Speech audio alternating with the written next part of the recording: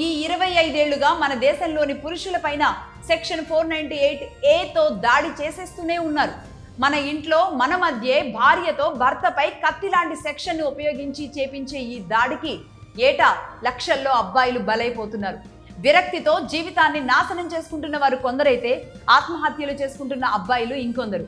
దేశంలోని అనేక కోర్టుల్లో లక్షల సంఖ్యలో నమోదవుతున్న 498Aలో అబద్ధపు కేసులుగా కొట్టివేయబడుతున్నవి కూడా అదే స్థాయిలో ఉన్నాయి. మరి దీనిపైన ఎర్ర జర్నలిస్టులు ఒక్క మాట కూడా మాట్లాడరు. 25 ఏళ్లలో సమాజాన్ని పూర్తిగా ఆవహించి కుటుంబాలను బాంబు పెట్టో యాక్సిడెంట్ చేసో చంపేదానికంటే కూడా ఘోరంగా చంపుతున్న ఈ సెక్షన్ 498Aని ఏం చేయాలి? హిందువులు, ముఖ్యంగా మన తెలుగు వాళ్ళు ఇప్పటికైనా పెళ్లిపైన, పెళ్లి వ్యవస్థ పైన నమ్మకం కుదుర్చుకోకపోతే, ఏం జరిగినా కుటుంబాన్ని వదలను అన్న ప్రేమ స్త్రీ నింపుకోకపోతే జరిగే నష్టం చాలా భయంకరంగా ఉంటుంది.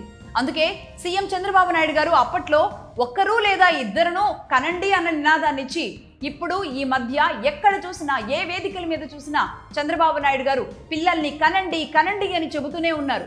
అంటేనే అర్థం చేసుకోవాలి, ఊరికే ఆయన నోటి నుంచి ఒక పదం రాదు. ఆ అర్థం చాలా లోతైనది కాబట్టే ఆయన మళ్ళీ సమాజంలో పిల్లల్ని కనండి అని చెప్పే మాటని పెంచుతూ వస్తున్నారు. ఈ 18 నెలల్లో అనేక వేదికల మీద ఆయన పదే పదే చెబుతున్న మాట ఇది అనే విషయాన్ని గుర్తించాలి. ప్రతిపక్షాలు ఎన్ని మాట్లాడినా, దీని గురించి ఎన్ని కామెంట్స్ చేసినా, ఆయన కుటుంబాన్ని వేలెత్తి చూపించే ప్రయత్నాలు చేసినా ఆయన ఈ మాట చెప్పడం మాత్రం ఆపడం లేదు. అంటే దీని పరిస్థితి, దీని తీవ్రత ఆయనకు తెలిసింది కాబట్టే తెలుగు నేల మీద ఇలాంటి పరిస్థితులు రాకూడదని చెబుతున్నారు.